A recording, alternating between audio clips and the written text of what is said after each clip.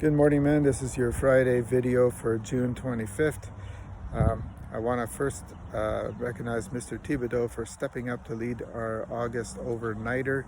I think it's a great thing. It's going to be a fantastic weekend that'll bring us all back together from a year of COVID funk that we really need to get out of, as far as I'm concerned. And Mr. Thibodeau is going to need some help. This overnighter is going to be an excellent opportunity for us to regroup as brothers in trust. This is what our division is. It's a trusting brotherhood of men who participate together to make it happen for each other. And on that note, I want to talk about the brotherhood and the trust. And to make that happen, all of us have to contribute in some way. And a very basic, fundamental thing that we can do to contribute is to be available for each other. I know that when I get upset about something or get emotional about something, I want to call a man, and generally it takes 2-3 minutes so I can rant a bit, change my context, and go back and move forward with a better attitude.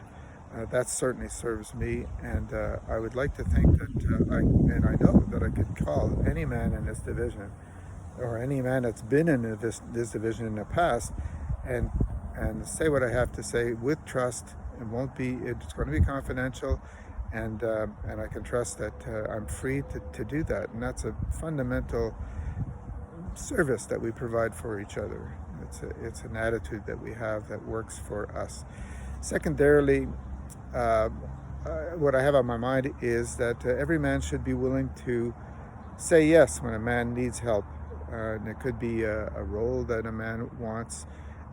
The reason for that is because if we're going to get anything done, we need leaders to step up and do it, like Mr. Thibodeau, who's stepping up to do the overdayer, but he needs help. And if he has to call 10 men to get somebody to do something or other, assuming it's a reasonable amount of effort, let's say an hour a week or less, any man should just say, yes, I'll do it.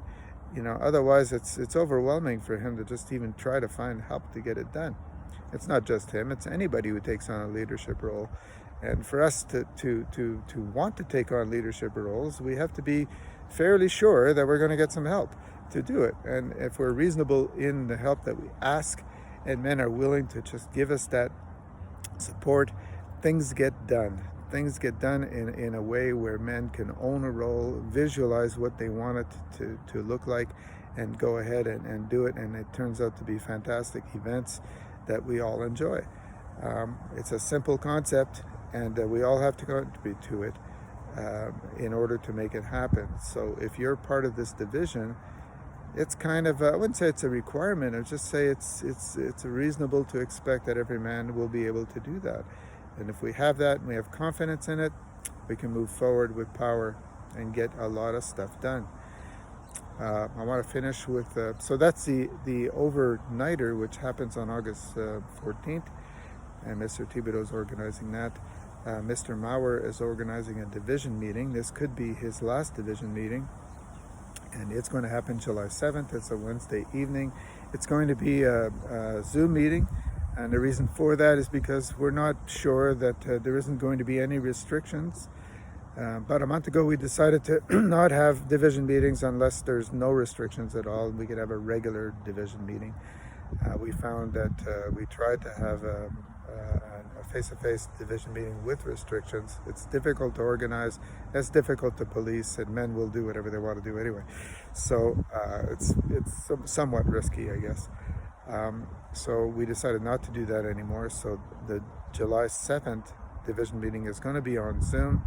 Mr. Maurer is organizing it right now, and I want to honor that man for having taken on that role. And he's a man who basically took on probably the most difficult role there is in this division, simply because I asked him to do it. He offered to help me out, and I said, well, why don't you do that? And he said, yes, I'll do it.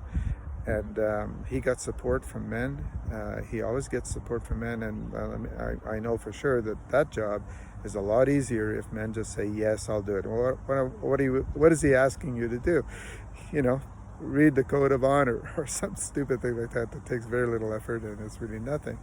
but men have turned him down. It's hard to believe, but it happens.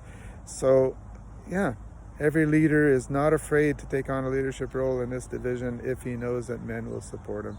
Keep that in mind, men. And that's it for my DC video for this week.